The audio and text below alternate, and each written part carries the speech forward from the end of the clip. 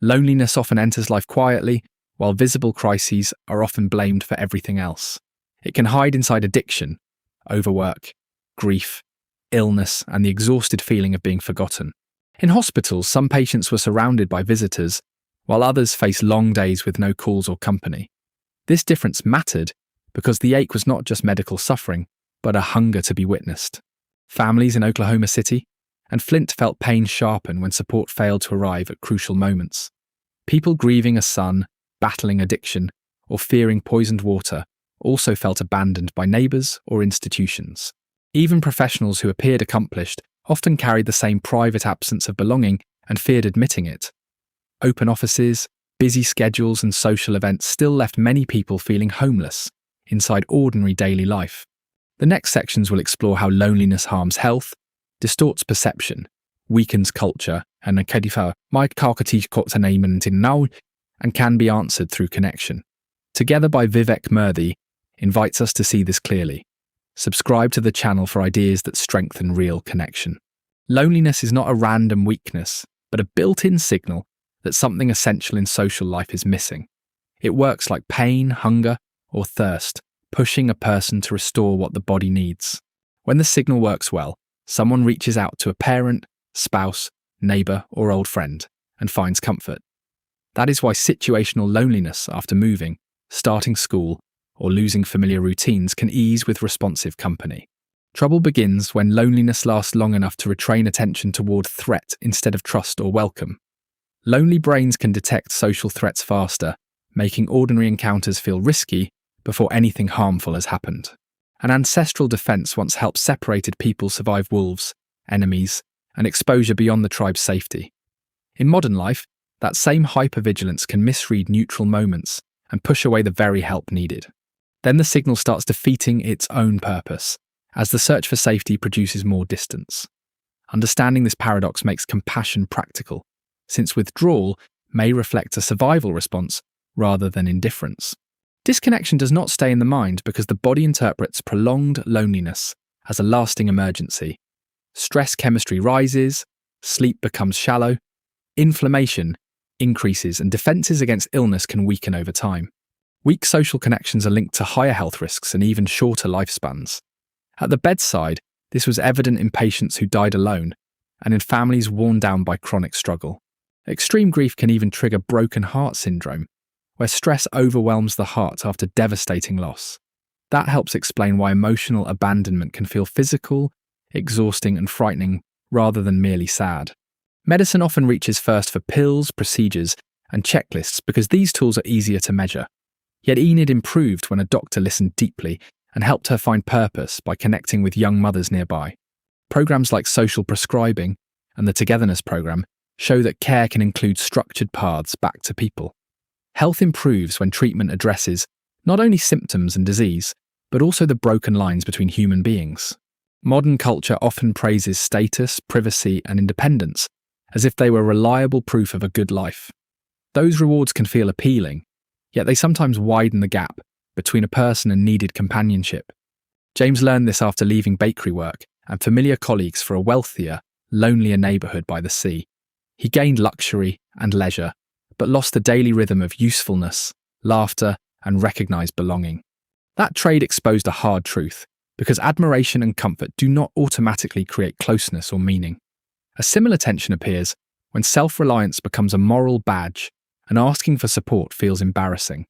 People then hide loneliness to preserve an image of competence, even while isolation quietly worsens burnout and despair. Culture can be redesigned with broader pockets for gathering, trust, and welcome. In Anaheim, a culture of kindness helped people build belonging through simple public acts that invited participation. Real progress depends less on looking impressive alone and more on creating places where people can keep finding each other. Modern life offers numerous ways to connect, yet it often diminishes depth, patience, and shared time. Migration, rapid social change, and fragmented neighbourhoods can isolate people from language, status, and familiar rituals. Immigrants often lose family, networks, work identity, and cultural ease, carrying the burden of being unwelcome. Technology can bridge distances, but easy connections do not always signify genuine knowledge or care. Phones at the table and constant digital tethering diminish presence, empathy, and the emotional quality of conversation. This erosion matters because closeness depends more on attention, mutual response, and time together than mere exposure. Social media also fosters comparison, validation seeking, and a shallower sense of being truly seen by others. Even when connections seem abundant, people can end a crowded day feeling strangely unheld and unknown. The challenge is not rejecting technology or mobility, but ensuring that convenience does not replace meaningful contact. If this tension feels familiar, subscribe to the channel because these ideas help protect presence before connection turns shallow. Loneliness rarely announces itself plainly, as it often masquerades behind anger, numbness, shame, or compulsive striving. It can attach itself to trauma, making the original wound harder to heal and name.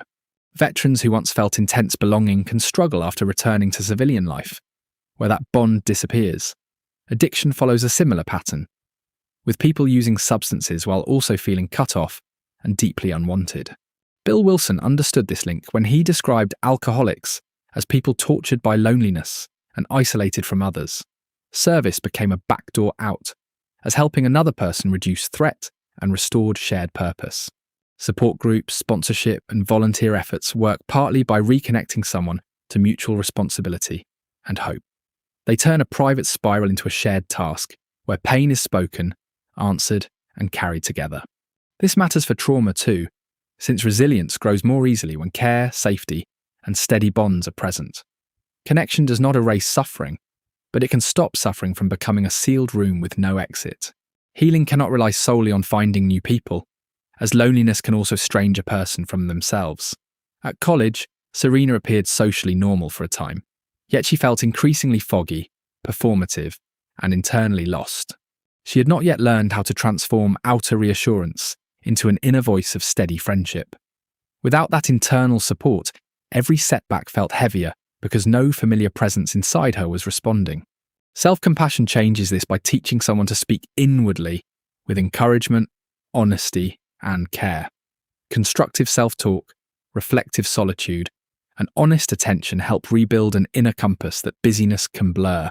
Solitude matters here because chosen aloneness differs sharply from the panic of unwanted exclusion and neglect, or also widens perspective, making a person feel smaller in a comforting way and more connected to life. From that steadier ground, reaching outward becomes less desperate, more truthful, and more open to real reciprocity. Belonging grows stronger when someone can meet others without abandoning the self they most need to keep. Friendship is not an optional extra, as it acts like social glue for families, communities, and everyday endurance. It grows stronger when people listen sincerely, help each other, and show reciprocal feelings rather than just convenience. Sharing meals illustrates this well, as food brings bodies, stories, smells, effort, and memories together in one space. Sarah Harmeyer built connections by inviting strangers to tables where listening and contribution were as important as eating.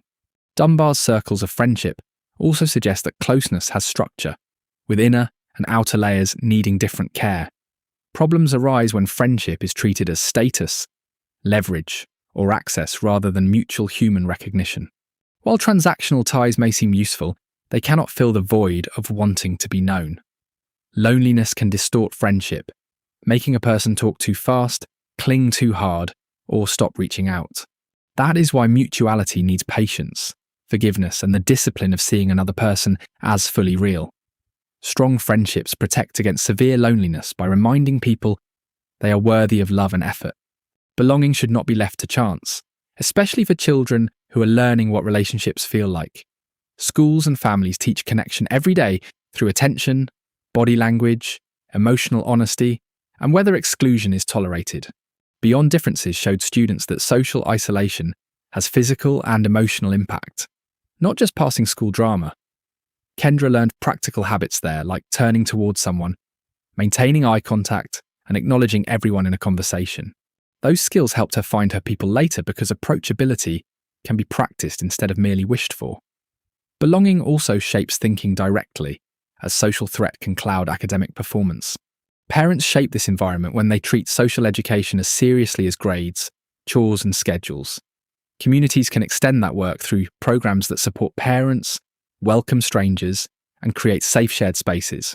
When belonging is taught intentionally, loneliness loses some of its secrecy, and children gain healthier maps for connection.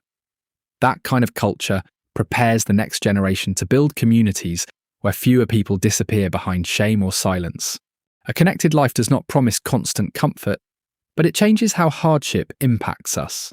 Grief, illness, relocation, conflict, and disappointment become less destructive when people feel seen and useful.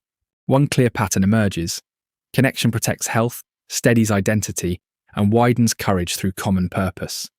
It achieves this through listening, mutual care, service, kindness, friendship, self-compassion, and spaces that welcome participation. These conditions are not sentimental extras, but essential for making serious life survivable. The starting point can be small, like one honest conversation, one shared meal, or one act of service. From there, trust can grow into circles that support recovery, creativity, resilience, and a sturdier public life. Communities then become more capable of facing violence, addiction, polarization, and loneliness without abandoning their people. What changes most is the response to pain, as isolation no longer becomes the default. Please subscribe to the channel for more grounded ideas on building a life where connection becomes daily practice.